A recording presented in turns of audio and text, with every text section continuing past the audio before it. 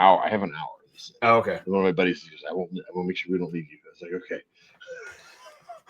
All right, Griz Nation. This is the Fight on Montana podcast. We're coming to you on a Monday.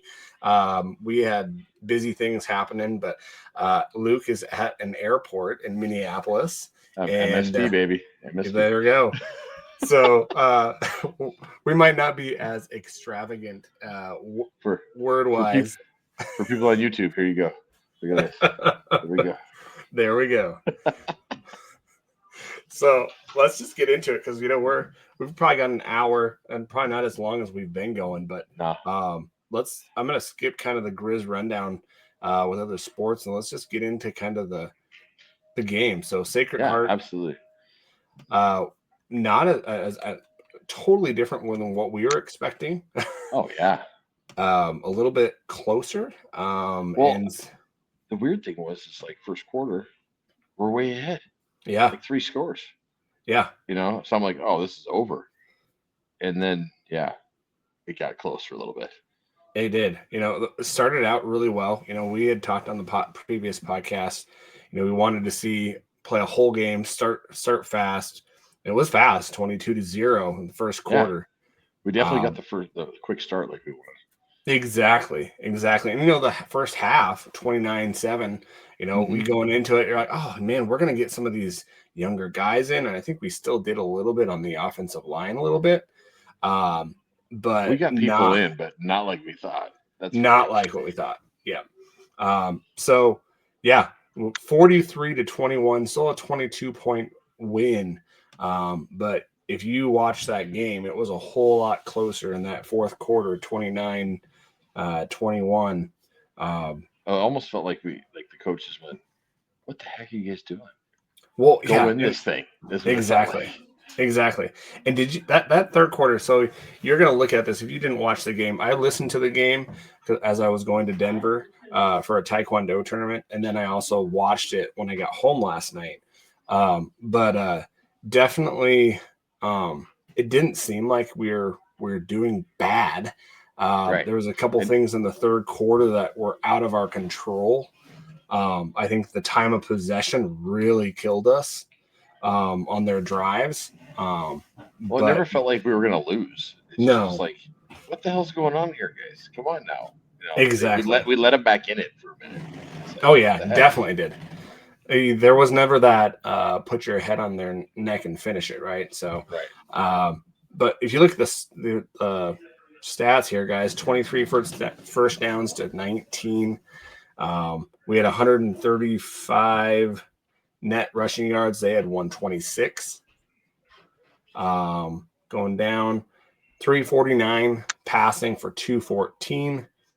And if you look at their completion rates, 20-26, we were 27-33. So very accurate passing. They didn't hit anything too deep, but it was all short passes.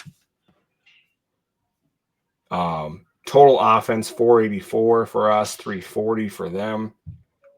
We only had 66 plays. I believe we had 50 plays in that first half. Oh my gosh. I can believe we only had 16 plays in the second half. The possession was that's what killed us. They're 2 possessions.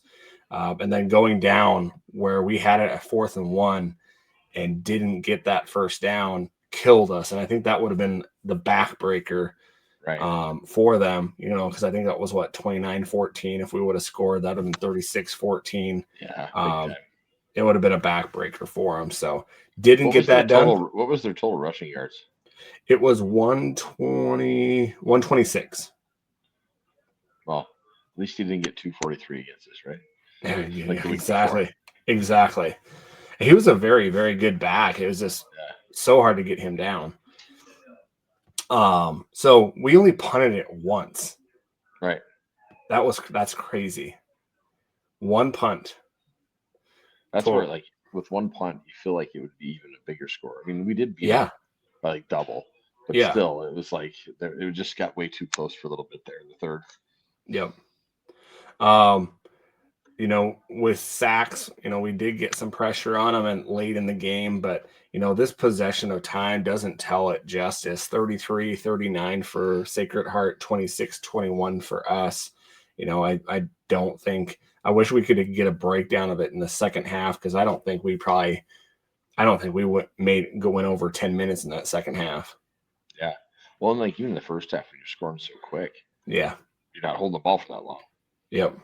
We were 8 of 13 on third down and 2 of 3 on fourth down. They were 5 of 14, but what really killed us is they were 4 of 5 on fourth down. So they definitely used all 4 downs to get what they needed. We had 4 sacks, which was awesome to see. We needed those. Yeah, Peck was awesome. He had a great Didn't he get the defensive player of the game? Yeah, defensive player of the game. Ayat got offensive player of the week. Yeah, the week in FCS. That's his second time. Yep. Yeah. So he totally. Oh my goodness, 350. We'll get to his game. He even got a helmet sticker on Sports Center, I believe. Exactly. Yeah, that was awesome. So let's go into kind of some of the offensive. Ayat 27 of 33, 349, 5 touchdowns, 1 running touchdown. Really, you could see him progress through his progressions as well. Really had some time back there. This next week's going to be a little bit different. Our offensive line is going to have to show up. So, Poochie, as they call him, Jake Snyder, 20 of 26, 2 touchdowns. He really, if he would have stayed in the pocket, he would have not have been able to do what he was done that game. He definitely went out of the pocket, bought some time, and definitely helped his team out that way. So, yeah, he's a good quarterback. I mean, yeah, for a sophomore, he played well. Absolutely, he's just going to continue to get better. Yep. Rushing yards, 17 attempts for Gilman. He had 63 yards. Man, I hope they can get him some touches where all these teams are focusing in on him. We're going to have to do something to get him going. Oh yeah. Mitchell Summers, 18 of 87, definitely held him under his average. He only averaged about 4, but definitely. What was his total yards again, Summers? 87. 87. Well, yeah, that's pretty good considering he had, like I said, 243 the week before. Yeah, so we definitely shut him down. Yeah, definitely shut him down. His long was 27. So pretty good on that. Receiving, Wortham had a game. Holy cow! 7 receptions, 132, 2 touchdowns. It was good to see Corbin Hendricks get that long touchdown. I know we say this every week about Wortham, but yeah, I don't know where we'd be without him. Like at times, I'm just like, man, he's such a threat, and it's just so versatile. Like, so grateful that he's on our team. That he decided to this play one more year. Come here. Yeah, it's like I got an extra year. Yeah, come here. Yes, please. Yes. He's playing so well. Their wide receiver Peyton Rhodes did a really good job. He kind of reminded 17. Yeah, he kind of reminded me of Racanelli a little bit. Just kind of that really good hands, bigger. He's the guy that we said the week before we thought looked really good too. So I wasn't surprised with him. Yeah. Hendricks got some catches. So did Fanotti. Nice to see Hendricks getting his little game for sure. Yep. And so it wasn't. It was a weird game. It was really a weird game. Well, it felt like what we said it was going to be when we started. Like we're up so big right away. Yeah, like 20-0 basically. So I'm like, oh yeah, we're just going to keep blowing them out. And then, I was watching it on my phone and I'm like, oh my god, they're coming back. Yeah, what the hell is going on? I'm like, wake up, guys, the game's not over. Well, and it was like almost like I was like, oh man, they're looking to the next game. Because I'm listening to it on the radio, and then I watched it last night, and I don't think they were underestimating this team or looking forward. I think when they got that touchdown, when it made it 14, and we came all the way down and didn't get it, and then they I've got to look at that scoring chart. But that drive chart on that third, they got it in the middle of the third, and it just went down to the fourth. That actually probably helped us in the long run because it just made that game so short. And it just ate into that. Well, and then it felt like we just turned it back on. We're like, okay, let's go score. Yeah, we did. Yeah. And then we scored again. And it was like, oh, okay, we're just gonna pull away here. Yeah. Just trying to see here. Where's the scoring? Sacred Heart. I'm looking for the result. I'm like, where is? Oh, here we go. Sorry, guys. Yeah, over 956 or 926 was that one they got that touchdown. Oh, sure. And then there's 5 minutes left, and we just go 14 points, and boom, boom, boom. Yeah, it was nuts. I don't think the guys quit. I don't think they were looking. Think so they weren't looking for the next game, but they definitely. I think I felt like it was like we're subbing in and out, we're playing different, like we're trying different things and stuff, and it was also like they caught us off guard almost. I felt like it was like, oh shit, and then when we were like, oh hey, they're not, we didn't take the football out of them yet. They're still trying. Yep. We stepped it back up and just put some points on the board. Yeah. Definitely am glad we're 7-0, and I think that's 7-0 since first time since 2008, 2009.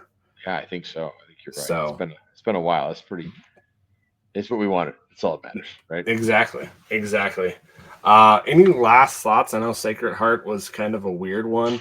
Well, I just think like Ayat, like still like that one play that he ran, where he ran like 100 yards and then threw the ball to the touchdown. I think it was the Eli. Yeah, I think it was to Gilman. That was the first touchdown, I think. That was wild. Like, it's like this way and that way. It's like, I mean, he's not. He's looking downfield, waiting for his guy. The other guys are pushing to get open too. That was awesome. Like, yeah. I mean, almost right there, I was like, yeah, we're gonna win this. Like these guys, we got this. So, yep, definitely awesome to see. Any last thoughts, or do you want to go straight into this next game? Yeah, Sacred Heart. There you go. Got the W. We got 40 points. I was hoping they wouldn't score as many points against us, but is what it is. And then that night, Mr. Wood. Oh my goodness. Not I've heard people saying, yeah, why would you poke the bear? I'm like, he didn't just poke the bear. No. Took out a red hot iron and jammed it at us. Like here's a branding iron.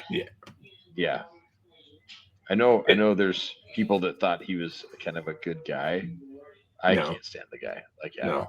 He's one of those circus performers that gets the crowd up and stuff. He's not a president. No, there's a guy that said like he reminds me of a snake oil salesman. Yeah. A few weeks back. I'm like, I agree. This guy is used car salesman, freaking I don't know. Like, well, and if you guys haven't heard, Bobby, he got asked about it. The players got asked first. He said, no, this is not a question for players. You can ask me. And Bobby called him kind of a clown. He seems kind of like a clown. And then basically said, I don't think he should be worrying about us. I think he should be worrying about what's happening after the games at his games. That's cool. Yeah. Which is totally true. There was big, like 4 or 5 fights break out after the game, which is ridiculous. And it's like, okay, so we're going to send our players down there. Why? Yeah. It feels lawless over there a little bit. Yeah. Well, so it was interesting. I mean, as everybody probably heard, he called us the Montana Pandas. So I'm currently in Minneapolis St. Paul Airport. As I'm walking to my gate, I walked by Panda Express and just couldn't help but think. I'm just like, I can't. It's so ridiculous that he would say that about the Griz. And so like, there was some fan questions saying like, should we wear like our white tops and black pants for this game? And be like, it's just, I just cannot believe this guy. It feels like he's like a pro wrestling manager throwing out promos and stuff. Like, he has to say that. He has Why to say that? Yeah, he's just trying to get attention. Now, another Yeah. post I saw on X was like, there's a Sac State page, and they're like, yeah, we united South Dakota, now we're uniting Montana, because you wouldn't believe the number of Cat fans that are like, I've never rooted for the Griz, but I am this weekend, because they're so mad about it. They're mad about it too. Like, they're just like, this guy is a clown. He's ridiculous. Like, someone shut him up. Tremendous NDSU, SDSU fans commenting to me, hey, we're cheering for you guys this weekend. That never happens with Montana. Like, I forgot all about something. What's that? From last game. I just totally forgot. And now my thing's messed up. Can you still see me? Okay. Yeah, I can still see you. You got me. Okay. Perfect. Okay. So I totally forgot. Like, there was a shout out that we wanted to give this week from last game. Our boy Joe, who listens to the podcast from the Boom Crew, he's going through some stuff, and we wanted to give him a shout out from our podcast. Say, man, we got your back. Griz Nation's got your back. You got this, man. So, little thing behind the Boom Crew, wanted to throw this out there real quick. If people are wondering how that originated, it was back in, like, I think 95 or 96 with the championship game. They wouldn't let us fire the cannon during the playoff games. Like, they said we couldn't. Yeah, so this is what, so like they were like, yeah, we can't fire the cannon. And so in the corner where the cannon was, the fans that were sitting there, they started making signs that said boom. And that's how the Boom Crew was founded, because we couldn't fire the cannon during the playoff games. And so our boy Joe, he's, like I said, we're shout out to him, and you just stay strong, man. And we love the Boom Crew. So I totally forgot about it because we're in the airport, and I was like, oh crap, I forgot all about that. So I wanted to interrupt real quick and just give him a shout out. Exactly. Yeah. Exactly. Yeah, definitely give him a shout out, because that's awesome. I didn't know about the Boom Crew thing. Yeah, I don't think a lot of people didn't realize that. That's how Boom Crew started, was the fact that they wouldn't let us use the cannon in the playoffs. So they were like, all right, we'll make a damn sign. And then the cool thing was so they had a big party at the UC Center for those that couldn't make it. And because this was back before ESPN and all that stuff, and so people didn't have cable. You went to the UC, and we all watched it in the UC, and the Boom Crew was there, and every time we scored, they put the sign "Boom" up in the UC Center. That's pretty awesome. Cool. So that's awesome. So yeah, going back to kind of like Sacramento State, guys, if you guys don't know, it's a Friday kickoff at 8:30 Mountain Time on ESPN2. One thing I've watched Sac State play a little bit. They're heavy on the run. They have a quarterback that can run. They have a lot of good running backs, and let's kind of just I'll get into their players. So but the one game I watched was when they played SDSU. Yep. And they took the football out of him. I saw the quarterback give up in the game. Yeah. Like, you could see him not throw. I mean, it was. Well, that's not the same quarterback, though. I know it's not. Oh, you're right. I was wondering about that. I was like, it's the same guy, because we took it out of him. So no, I wish. Well, never mind then. Yeah, that guy's not the. I'm trying to get it out. I feel bad. I didn't get a chance to watch the game against Northern Colorado, but they did win. But Northern Colorado had him on the ropes. So. Oh yeah, and if they wouldn't have, the play calling on the last play was suspect. That's what I heard. I didn't get to see it, but I heard there's some stuff like the Colorado State game that went on. Yeah, it was very chippy. That team is chippy, and so I'm kind of nervous about this game, just because I'm like, I don't want anybody getting hurt, right? And I just feel like this is kind of a dirty team, and I don't know what it's going to look like. Hopefully, we can still hear you, Luke. I don't know if we can see you, but we can hear you, I think. Okay, you got me. Yeah. So if you look at. We got some standings here. Oh, there we go. We got you. Okay, cool. Sorry. No problem. Good old airport. There we go. Airport pod. The airport pod. We'll name it that. Points per game. Sac State, 33 points per game, guys. Their opponents are scoring about 25 on them. First downs, they're heavy run. 84 first downs to 41 passing. So they're the Scatabo days. Exactly, right? Exactly. They are averaging 247 yards on the ground. Wow. Jeez. Yeah. They've got 20 touchdowns on the season on the ground. Passing, they are about 174 with 8 touchdowns on passing. They do have some wide receivers that are good. They're heavily run-oriented running backs and their quarterback as well. They do have some good special teams. Their special teams are pretty good. So kind of watch out for that. Interception average, they've got eight interceptions on the year. Is that that's on the year? Yeah, on the year. Yep. So far this year. So average, that's penalties, time of possession. They're about 27 minutes a game. Their opponents are about 32. So they're not winning the possession game. I think I didn't. That surprises me with all the running they're doing. Yeah, exactly. Right? They would definitely have a higher time of possession with all the running. Yep. I didn't go over. I skipped this, guys. Sorry about that. Their total offense is 422. They're having opponents at 380 on the year, which they're passing on opponents is 212.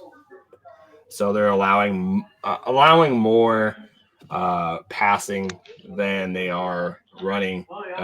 Their strongest suit, guys, is their defensive line. On their defense, they put a lot of pressure on people. Yeah, a lot of pressure. So the line's gonna have to step up this week then for damn sure. They have 25 sacks. Wow. So how many rushing yards against them do they have? Rushing yards against them, yeah. Against them. Show that. Yeah. Average per game 167. Oh, that's so it's not bad, but it's not bad. Yeah. Yeah. So I was just wondering if maybe we rely on Eli a little bit more, the run game.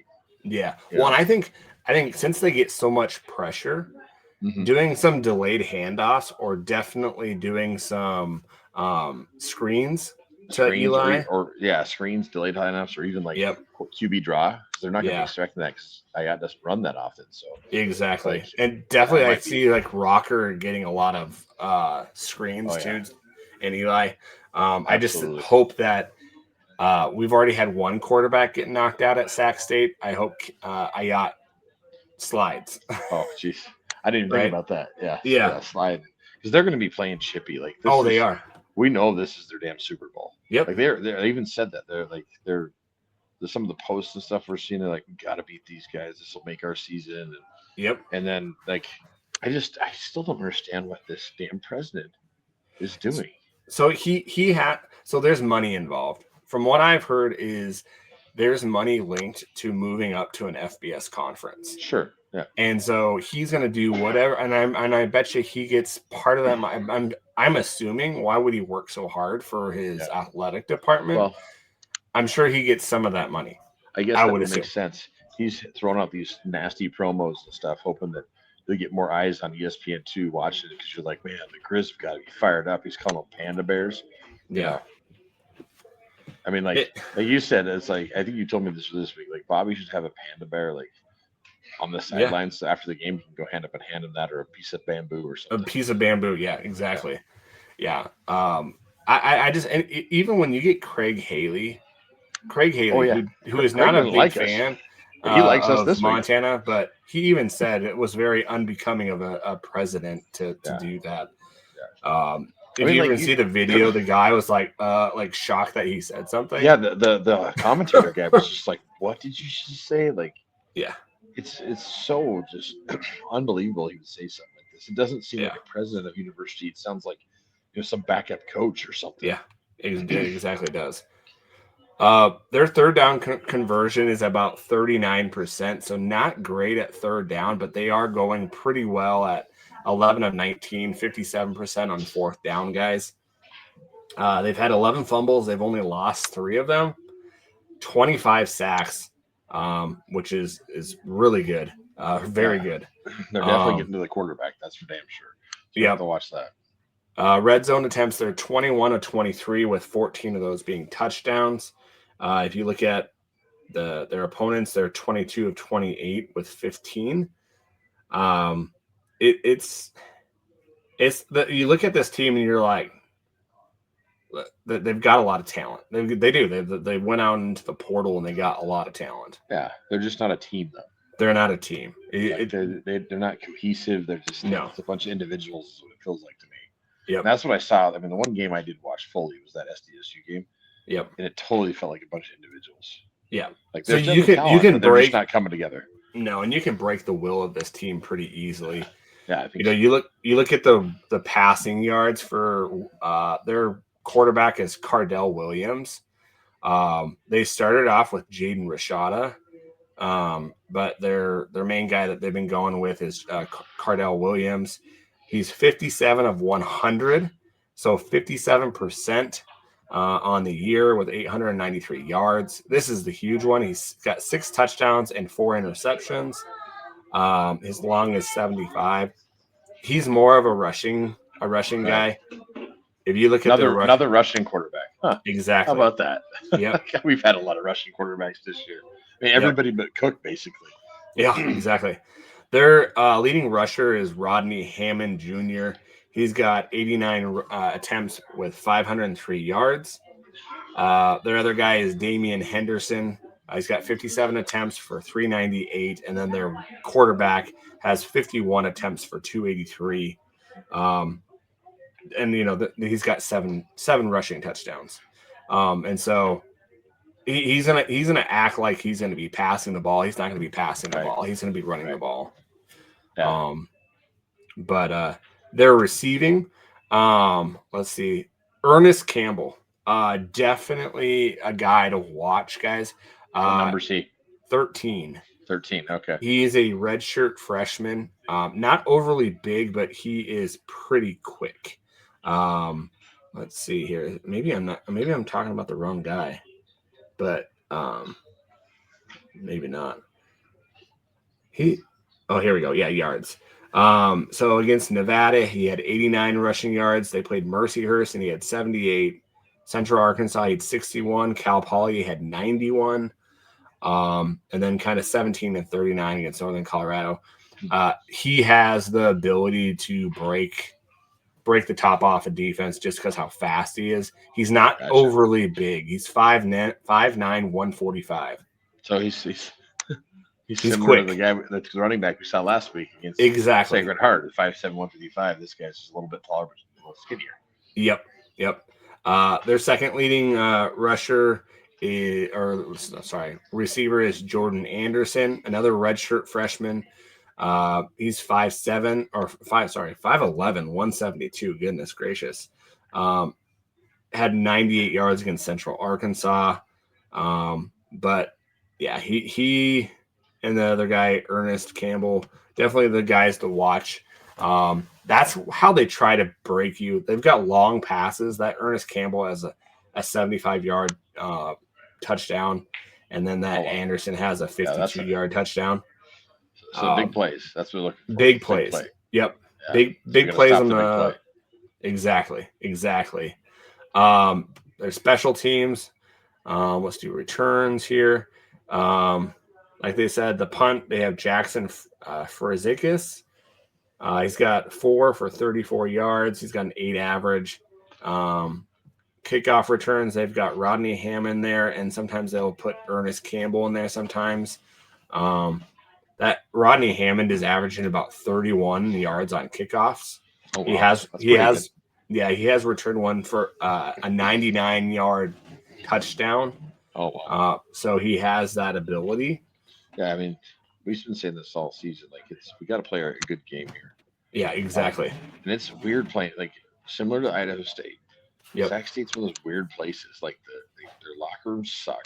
Yeah. And it's just like, it could be a weird game. Like, I know we always hated playing at Sac State. It's just a weird place with the track. And, yeah.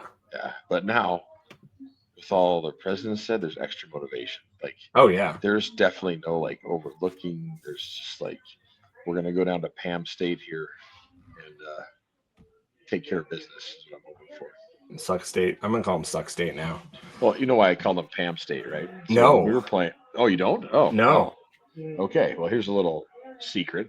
Back when I was playing, the Missoulian caught Sac State offensive. Who was the offense? Yeah, the offensive lineman spraying Pam all over their jerseys on the sideline, Oh so my they'd gosh, slip are you off of them. serious? Yeah. Yeah. When There was was a when was picture. that? This was God, I want to say early 2000s. Jeez. They have a picture of the Missoulian, and they're literally spraying their jerseys with Pam to make themselves slick, so that it would slip off. Yeah, it's Wow. ridiculous. That's why if you're called Wow. Pam State, that's why. Pam State. So yeah. Also, I'm gonna. There's front page of the Missoulian, Sac State guys with Pam, And they didn't get literally spray Pam. the NCAA didn't go after them for that. I have no idea back then if they did or not. Wow. Yeah, Wow. it was ridiculous. We kicked their ass anyway. So Wow. Their punter, Cal Magoo, I think it's Magoo. I don't know. About 42-yard average. The field goal kicker, 8 of 9. He's 88%. The only one he's missed is at a 40 to 49 yarder. His longest is 42. So he's pretty good. 39 and lower. Then it probably gets kind of iffy there. Their kickoff guy is Joseph Firebaugh. And he's got 27 touchbacks. So they've got some good special teams with kicking returns. Their defense, like I said, guys, they've got a lot of big guys that can definitely put some pressure on. 56 and 58. 56 is Dylan Hampston. okay. And 58 is Jalen McLaughlin. What positions do they play? So Dylan 56 plays, I think he's defensive line. He's 6'3", 245. He has, so he's got 4.5 sacks, 8 tackles for loss. Must be quick. Yep. And then the Jalen McLaughlin this is the guy. He's defensive line, 6'2", 282. He's a big boy. Big boy. He's got 6 sacks, 7.5 tackles for loss. Those are the guys that you're going to need to keep an eye on. Also, Deshaun Watts is another guy, 6'2", 318. So he's their big guy. That's a big dude. Yeah, he's got he's very big. He's got 27 tackles, 3.5 tackles for loss, 1.5 sacks. And so those are some of the guys that I think are going to be to watch for. I've watched their defensive line a lot just because they get pressure, man. They get pressure easily, and that's going to be our key then. Stopping that D line. It's gonna. We are gonna have to. Our offensive line is gonna have to grow this week. It is pivotal, or Ayat's gonna be scrambling for his life. Yeah. Which we do not need. We don't. No. Yeah. We just need. No. Like, well, and again, if they ever needed any motivation. Yep. Like, I was glad that they brought it up to Bobby. Like, everybody was tagging him in the clip. Oh yeah. It's all over. Yep. And I tagged him even. And then they brought it up. It was just like, he was acting like, we didn't hear. Don't ask. You knew he heard. Just don't ask the players. And I miss QB Club. I'm gonna get a recording of it tomorrow. I'm dying to see what it said. But I'm traveling to Washington State tomorrow because I'm going fishing.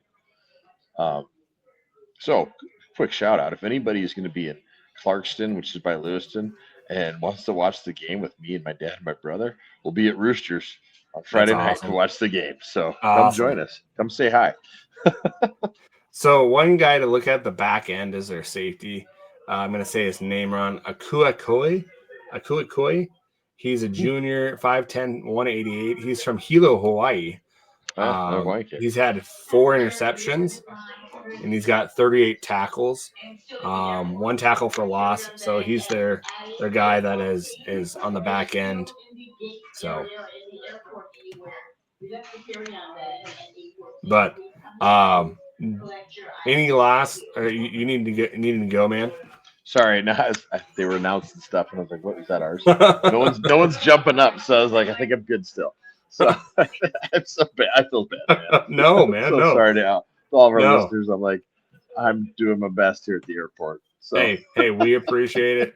The fans will appreciate it and stuff too. So, should we?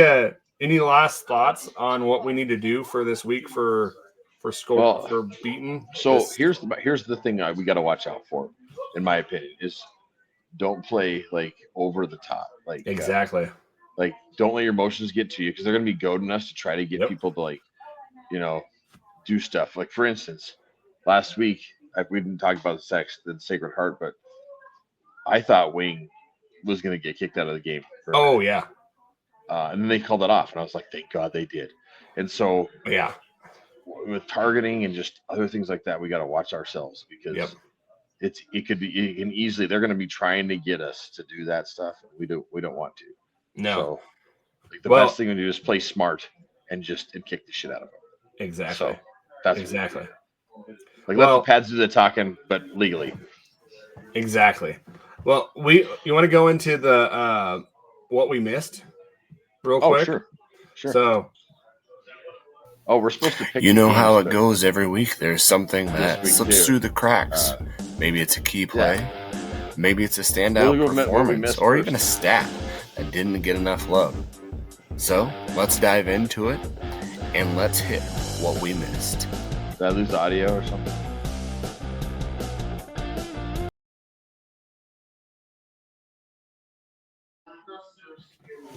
All right, so we were going into the FCS playoff committee's selections far.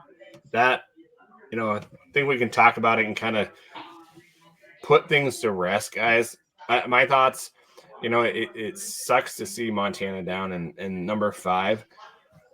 It's not something that I didn't expect, just because I know Montana State's going to get the benefit of the doubt because they played, Oregon, and then they played South Dakota State to a double overtime loss. Those are two, and their strength of schedule is so high. Tarleton State, they're hanging on to an Army win, and I think they don't play anybody. I don't know how. At the end, their best games was last game was West Georgia, and then Austin P coming up. That's it. Yeah, West, and they beat West Georgia by 35. Yeah. And West Georgia's quarterback was out. So yeah. So a lot of these teams, they're going to have to play either each other. NDSU, SDSU play this week, which is an awesome game. I want to see. I think they're a little butthurt that they're on ESPNU and we're on ESPN2 on Friday. Oh, really? Oh, yeah. Comments. Yeah. It's like, oh, well. Yep. We still have to play the neighbors as well. So the thing about this thing, I was thinking about this, I thought it was cool that Griz fans were upset. It's like, yeah, it'll figure itself out on the 22nd of November. Yep. And the thing is, too, I think sometimes even the committee puts this low because they know they're going to get clicks. Oh, Craig Haley and Sam Herder always do that. And I think that's what their job is, right? They have to get some type of, people talking about stuff. So I don't fault them for it. That's a part of their job. So, but any of your thoughts? I know that you're kind of. I think we had talks about I keep looking at it because I think we're bored in a minute. Okay. Let's just real quick. I wanted to pick the game. I'm picking the Griz, and I say that we win 42-24. 42-24. Okay, I'm gonna say we win. Will you write that down? Because I don't have any numbers to put it down. 42-24. That's my score. I'm just just popped in my head. 42-24. Okay. That's what we're gonna do. 42-24. I think we win 42-30. Perfect. I did have the Versus score. Let me find it here real quick. Versus has us winning 37-29. Oh. So a little closer. Okay. You need to head? We're supposed to board in a minute, so okay. I feel terrible. You can keep talking for a little bit. If I'm watching for my guys to have to start walking to the thing. Some of them are still sitting down, so I think we're okay for a minute. You wanna? We can play or do the Big Sky games. Yeah, do you have them? I don't have them with me. Okay. Yeah, perfect. I have them here. Let's see here. You'll have to write them down, and I'll put them in our spreadsheet. Yeah, yeah, definitely. Come on. Again, apologize to the fans, for the fast spot, and just were just one of those weeks. It's life, man. It's life. Yeah. So at least we're gonna get something out to everybody, and we appreciate you guys. So we already did the Griz and Sac State. We got UC Davis, Northern Colorado. It's at Northern Colorado. I'm taking Davis. I'm taking Davis as well. Eastern Washington at Weber State. Eastern. Weber sucks. I'm saying Eastern. Come on. Yeah, I'm saying Eastern as well with their win over Idaho. Gosh. Yeah. Portland State at Idaho. Idaho. I'm going to say State. They're so bad. I'm going to say Idaho as well. Northern Arizona, Idaho State. This is in Pocatello. I'm going to take Idaho State. I'm going to go differently. I'm going to say Northern Arizona. Okay. I just think old Hawkins, I like him as a coach. Yeah, for some reason, I'm thinking he might pull this shit off. Okay. So here we go. Here's the next one that I think could be a good game as well. Montana State versus Cal Poly in San Luis Obispo. It is? I thought they had them at home. No. So really? This on the big sky, it says San Luis Obispo. We're ready to go? Pre-board. Okay. Sorry, we're pre-board. Right. I am going to take Montana State, even I hate saying that. So I go Cal Poly. There we go. Go Mustangs. Okay. Well, hey, I'm gonna bolt. Love you, Griz Nation. If you're in Clarkston, Idaho, come see it. Come see me and my brother and my dad at Roosters. Awesome, man. All right. Thanks, Adam. See you, man. Thanks. See you, bud. Griz Nation. Sorry for the podcast being short and all. This was just a crazy week for both Luke and I. We definitely appreciate you guys listening. We definitely appreciate the questions. Let's get into some of those questions as well that you guys had. Let me pull them up here as well. And we'll get Luke to answer these too. I know you guys want to hear what Luke has to say as well. So sorry if I am. Here we go. Ashley Portnell says, why is it that we are 7-0, but we feel like we are 4-3? I really like this team, but we just haven't played a complete game. I know it's not November, but O-line needs some help and defense needs refined a bit more. Do I just need to take a chill pill or just enjoy the team? I think that looking at it, we haven't played a full game yet. And so I think you look at it as, holy cow, this team could be really, really something special. And I think they could be. It's just putting it together. And also just you see the growth that's happening behind. Like Lawler is really getting really, really better off with being that number one cornerback. When we get Loud back, I think that will help us extremely. I think that the guys are still gelling on the defense. It takes a while to learn this defense. And so I really think that plays a part in it as well. And so I think maybe pump the brakes a little bit. And we understand where you're coming from.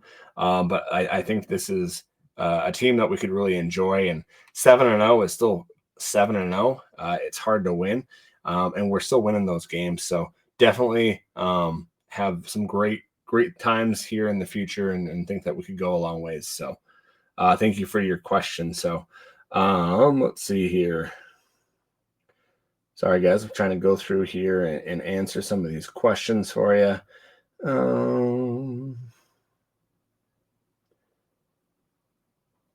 Nelson at Nelson Big Sam 94. I'm glad we finally are using our talents with the Wildcat, but do you think that running that too much, especially when it only gets just a few yards, does that get Ayat out of the rhythm at times? I think it does at times. But if you look at his float, his stats, he's still 27 to 33. So I think that you could also say it probably doesn't. They're doing that to get other plays here in the near future to kind of set those up and have those in their back pocket when they need those.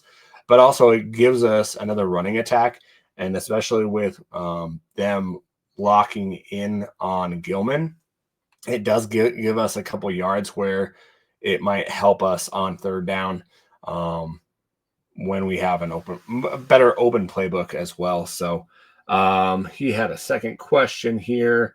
It says, also, do you think that the video with Sac State president will be playing in the background all week long? I think everybody knows about it. I think it's sad that happened. Very unbecoming of a president at a college. And I hope that the Griz make him pay for it. And, pride comes before the fall. So hopefully we make him pay for it. So, let's go. Bridger Lord at BD Lord. Initial reaction from me and probably a lot of the Griz fans. Man, Griz have a long way to go to compete with the big dogs. Frustrating inconsistencies, not putting a full game together. That being said, we are 7-0. Historic start for the Griz. Great day to be a Griz fan. He also says, man, I've got some serious poll ranking fatigue. Can we get just take a step back and enjoy how fun it is to watch this team? After watching UNC versus Sac last night, this Friday is going to be awesome. I think it's going to be awesome as well, Bridger. But yeah, definitely something to look forward to on Friday. Definitely go support your Griz. If you're going to the game, be careful. I don't want anybody getting hurt. So Royce Bidwell at Montana Griz Rule. He's got a couple questions here. It says, how much will Coach Houck use Dr. Wood's halftime trash talk for motivation? Sam, what will Bobby say? Sam, what will Bobby say to the team behind the scenes? I think it maybe says Luke. I think I think he'll use it. I think that he might show it once or twice, but I don't think with this team you're going to have to get up for that game. I'll leave that second question for Luke with behind the scenes to see what he says about that. What maybe his background in playing. But he also says here, what did you think of Griz 2-back sets? I felt it worked well. Why didn't the Griz use it more often? I think that it's so hard because I think they see something and they want to use it, but they don't want to use it too much to, I don't know. It was just a wacky game. I think that they felt good going into it, and then all of a sudden the pressure's back on them and you're on your heels and you're kind of just having to kind of pull something out of the hat and kind of just use it and do something with it. And it took a lot of fortitude of the players to do what they had to do. But I wish it was a little bit different, but it's a win and that's where we go from there. So how about using Wortham at QB, running the option or misdirection plays like they do IOT?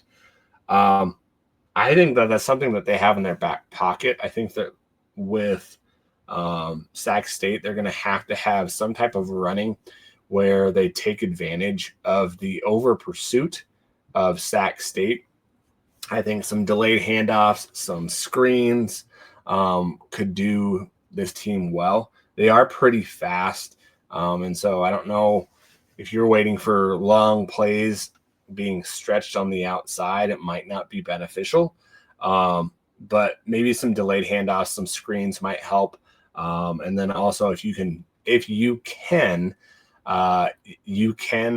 hit them in their weakest spot, which is their secondary. But you just have to have the O-line step up.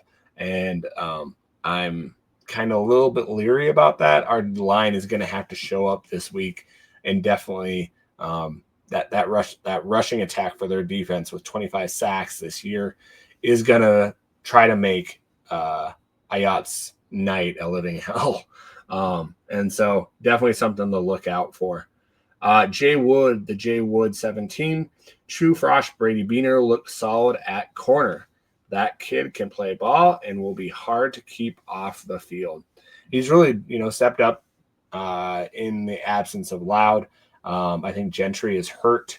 I don't know the specifics of his injury, but I have heard he is hurt. Don't know how much time he is going to lose with that injury. But it does look like we have Beaner and then also Brady Beaner and then also Prince Ford back there. So whatever you can do to get the young guys some reps will help us down the line. So just scrolling through here, guys, just to see. I don't want to miss anything here from your questions. I'm sorry if I did. Definitely, if you guys haven't looked at the helmet sticker for Ayat, that's really cool on ESPN. Definitely go look at that and listen to it. Really cool. Get some recognition for him. He deserves it. Going through here. Sorry, guys. Still looking for questions here. Here's